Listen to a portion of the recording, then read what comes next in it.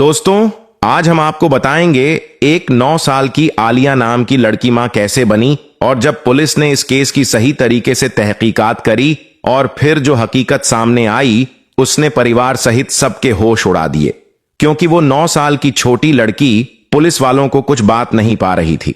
आखिरकार ये कैसे हो गया और किसने करा और उसके पीछे किसका हाथ है। और जब भी पुलिस की टीम मां बाप से पूछने जाती, मां तो हाथ खड़े कर देती और बाप पहले ही पुलिस के आने से ही बाहर की ओर भाग जाता। दोस्तों, वीडियो में आगे बढ़ने से पहले आपसे छोटी सा निवेदन है, इस वीडियो को आपको आखिर तक पूरी देखनी है। उस आलिया नाम की लड़की को इंसाफ दिलाने के लिए देखते हैं आज कितने भारतीय इस वीडियो लाइक करके पूरा देखकर उस 9 साल की आलिया को इंसाफ दिलाते हैं। कहानी की शुरुआत कुछ ऐसी होती है। उस रात थाने के बाहर खड़ी लड़की की उम्र 9 साल से कुछ ऊपर थी, लेकिन उसके चेहरे पर जो थकान और डर जमा था वह किसी लंबे संघर्ष की कहानी सुना रहा था। उसके साथ उसकी मां थी जो बार बार दुपट्टे के कोने को मरोड़ रही थी और उसकी आंखें जमीन पर टिकी थीं, जबकि पिता थोड़ी दूरी पर खड़ा था, मानो वह वहां मौजूद होकर भी इस पूरे मामले से खुद को अलग रखना चाहता हो। लड़की ने जब थाने के अंदर कदम रखा तो ड्यूटी पर मौजूद महिला पुलिस अधिकारी ने एक नजर में समझ लिया कि यह कोई सामान्य शिकायत नहीं है। आवाज धीमी थी लेकिन शब्द भारी थे। मैडम, मुझे शिकायत लिखवानी है। FIR रजिस्टर खुला, लेकिन उससे पहले कुर्सी आगे खिसकाई गई, पानी दिया गया और बिना टोके सुना गया, क्योंकि कुछ कहानियां सवालों से नहीं धैर्य से खुलती हैं। धीरे धीरे सामने आया कि यह मामला बाहर की दुनिया का नहीं बल्कि घर की चारदीवारी के भीतर पनपी उस चुप्पी का था जहां रिश्ते सवालों से ऊपर रख दिए जाते हैं। लड़की ने बताया कि वह पढ़ना चाहती थी, आगे बढ़ना चाहती थी, लेकिन घर के अंदर उसका डर कभी सुना नहीं गया। मां जानती थी कि बेटी बदल रही है, चुप होती जा रही है, लेकिन समाज के डर ने उसे बोलने नहीं दिया।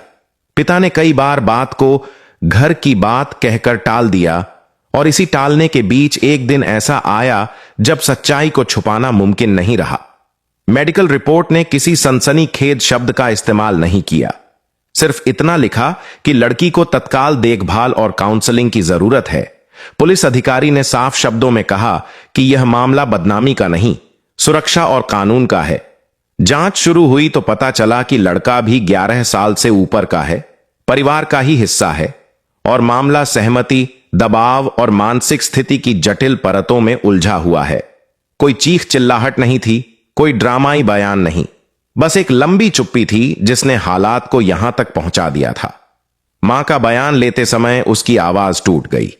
उसने कहा कि उसे लगा था समय के साथ सब ठीक हो जाएगा। पिता ने पहली बार स्वीकार किया कि उसने आंखें मूंह ली थीं। पुलिस के लिए यह केस सिर्फ एक फाइल नहीं था, बल्कि एक आईना था जिसमें समाज की वह सोच दिख रही थी जो इज्जत को इंसाफ से ऊपर रखती है। थाने में बैठे बैठे लड़की ने पहली बार राहत की सांस ली, क्योंकि उसे लगा कि अब कोई उसकी बात सुन रहा है। महिला अधिकारी ने न सिर्फ कानूनी प्रक्रिया समझाई बल्कि यह भी कहा कि शिकायत दर्ज कराना कमजोरी नहीं, हिम्मत है। उसी रात एक काउंसलर को बुलाया गया। माता पिता को अलग बैठाकर समझाया गया कि चुप्पी समाधान नहीं होती। जांच आगे बढ़ती गई, दस्तावेज जुटते गए और हर कदम पर यह ध्यान रखा गया कि किसी भी स्तर पर कोई सेंसेशनल या अनुचित बात बाहर न जाए, क्योंकि उद्देश्य डर फैलाना नहीं, जागरूकता पैदा करना था।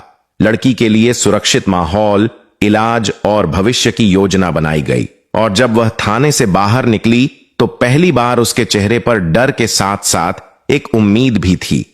यह कहानी किसी एक घर की नहीं थी, यह उन हजारों घरों की कहानी थी जहां सच बोलने से पहले 100 बार सोचा जाता है।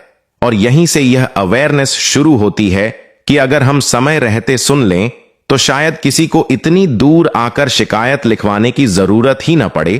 थाने से निकलने के बाद कहानी यहीं खत्म नहीं हुई, बल्कि असली संघर्ष वहीं से शुरू हुआ, क्योंकि किसी भी केस में कागजों से ज्यादा मुश्किल होता है इंसानों का बदलना।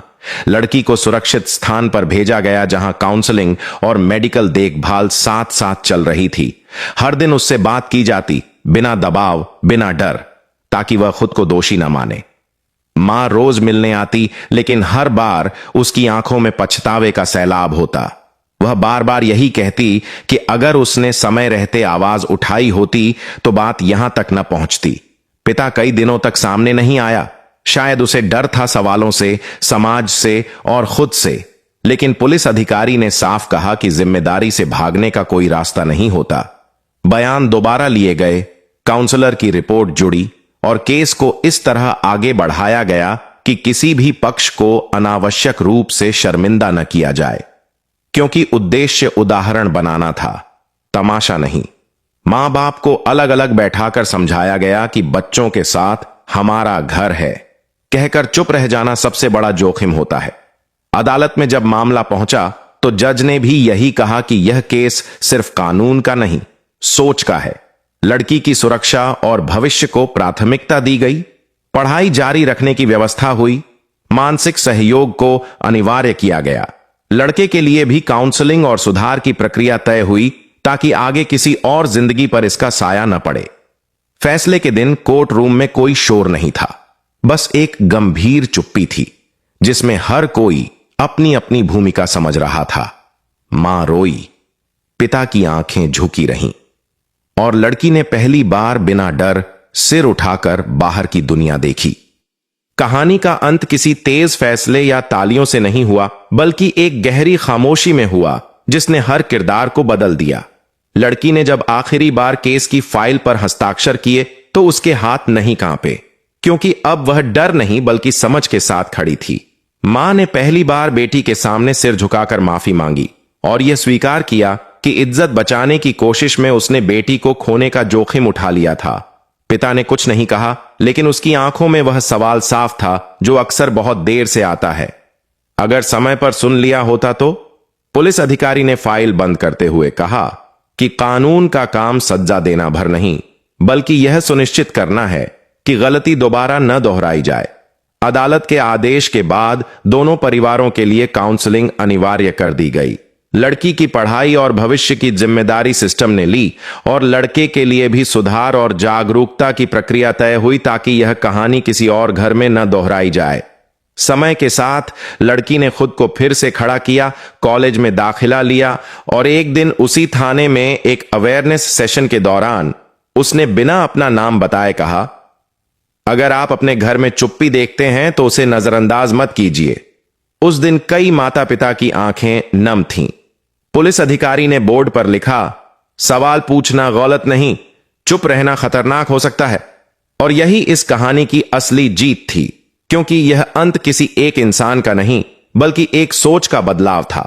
यह याद दिलाने के लिए कि कानून तब तक अधूरा है जब तक समाज जागरूक न हो, और जब एक आवाज सुनी जाती है तो अनगिनत आवाजों को बोलने की हिम्मत मिलती है।